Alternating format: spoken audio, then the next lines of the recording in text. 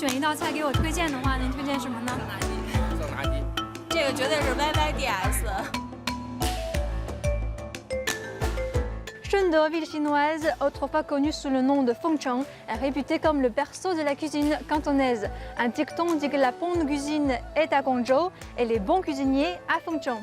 Le 1er décembre 2014, la ville rejoint Chengdu dans le réseau des villes créatives de l'UNESCO pour sa gastronomie. Dès lors, sa cuisine devient culte à Pékin.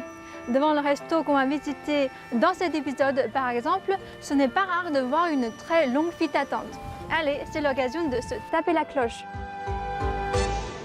请问你们今天都点了什么菜呀？主要点的还是奔着这个桑拿鸡来的。就是桑拿鸡，还有那个茄子煲。桑拿鸡的套餐，感觉怎么样？还行，挺好吃。就是觉得好吃，近1个月来了3次。比较喜欢喝汤，而且这上面的这个鸡的口感也很好，比较适合想养生的人。Bonjour, il y a déjà du monde à cette heure-ci. C'est monnaie courante. Même en semaine. Mais y a-t-il encore une table? Oui, j'en ai réservé une pour vous, venez. Merci. Alors, monsieur Lee, vous recommandez quel plat? Essayez nos spécialités, le poulet au sauna, la marmite de boyau, l'oie rôti, le lait double pot et la peau de poisson. Ok, c'est beaucoup pour nous deux. Combien d'années le restaurant est-il ouvert? Presque 6 mois. Il est devenu populaire en si peu de temps. Mais pourquoi la cuisine de Shunde est-il si réputée à Pékin depuis ces dernières années? Je pense que c'est dû au changement des habitudes alimentaires des gens qui cherchent à manger sain et léger. D'accord, alors attendons que les plats soient servis.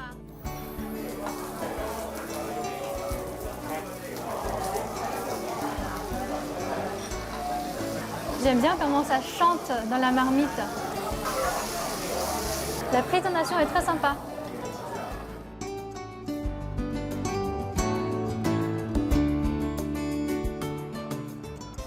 Voici la peau de poisson. Bien, voilà tous nos plats. Je vais d'abord goûter à l'oie rôti. La peau doit être croquante. Oui, regardez, le jus coûte. La peau d'oie est craquante, croustillante et parfumée. Elle se marie naturellement avec la viande juteuse et succulente à l'intérieur. Vous savez, la chair est d'une finesse incomparable. Moi, j'adore toutes sortes de volailles rôties. Le bouillon est prêt.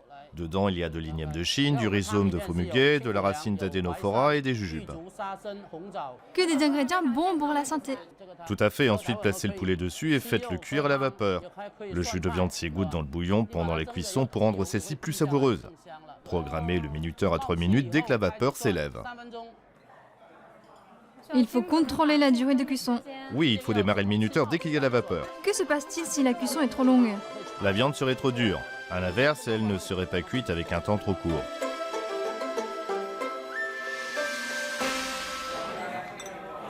Ça y est. Voici la sauce.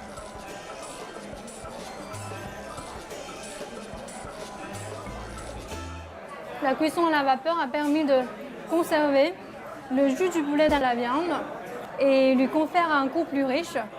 Ok, je vais essayer avec leur sauce. Ça sera une autre saveur. La sauce est à base de gingembre, de galanga chinois et de piment oiseau. C'est une sauce couramment utilisée dans la fondue cantonaise. La sauce assaisonne très bien le poulet. Voilà, prenez du bouillon. Ça a l'air super bon. C'est aussi nutritif. Je suis impatiente d'y goûter. Merci. Après avoir retiré la viande, on utilise la carcasse du poulet pour faire le bouillon dont la cuisson dure 3 ou 4 heures. Le bouillon est savoureux.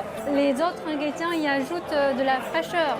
Manger de la viande, boire du bouillon et cuire des légumes, tout le concept de la fondue cantonaise se reflète dans ce plat. Maintenant, essayez la peau de poisson. Cela a l'air un peu effrayant, mais je vais y goûter. C'est élastique, n'est-ce pas? J'aime bien sa texture croquante. C'est un plat salé, froid, légèrement pimenté, mais le goût est riche et appétissant. Passons aux tripes. Pourquoi appelle-t-on ce plat tuetue bao? Ça vient de ce son que le mot cantonais tuetue désigne. J'y goûte. Déjà, la présentation est très sympa. On a tous entendu comment ça chantait dans la marmite. Et puis, j'aime bien sa texture croquante. En même temps, je ne sens pas d'odeur désagréable. C'est essentiel de les bien nettoyer avant de les cuire. En fait, vous pouvez mettre n'importe quel ingrédient dans la marmite, par exemple une tête de poisson, du poulet, des légumes, etc. Ok, on a tous goûté, il nous reste un dessert. Le lait double pot. Oui, on verse du lait bouilli dans un bol. Une peau se forme alors à la surface. Quand il refroidit, on perce la peau, on verse le lait et on ajoute du blanc d'œuf. Ensuite, on reverse dans le bol pour cuire à la vapeur. Une fois refroidi, une deuxième peau se forme, d'où le nom lait double pot. C'est une sorte de crème de lait ginifiée originaire de Shundor. C'est le dessert le plus connu de la ville, on va dire. Je vais goûter. Waouh! Il y a une forte saveur de lait car le lait de bufflone qu'on utilise a un goût plus prononcé. Avec sa texture onctueuse et laiteuse, on sent également un bon goût d'œuf.